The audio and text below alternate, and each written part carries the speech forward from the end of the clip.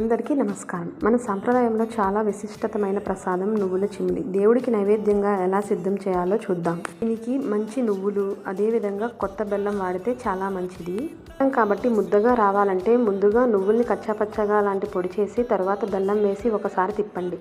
ఆ బెల్లం జిగురు నువ్వులకి బాగా పట్టాలి. ఇలా తయారైన మిక్చర్ని చిన్న చిన్న ఉండలుగా చేసి పైన కొద్దిగా నెయ్యితో ముద్దలు చుట్టండి. ఒకవేళ ముద్దలు అవ్వకపోతే కొంచెం నెయ్యి యూస్ చేయండి. కానీ పాలు, వాటర్ మాత్రం అస్సలు వాడకూడదు. ఇది మాత్రం గమనించగలరు. స్వామివారికి ఎంతో ఇష్టమైన సరే ఈ నైవేద్యం సమర్పిస్తే స్వామి ఎంతో సంతోషపడతారు.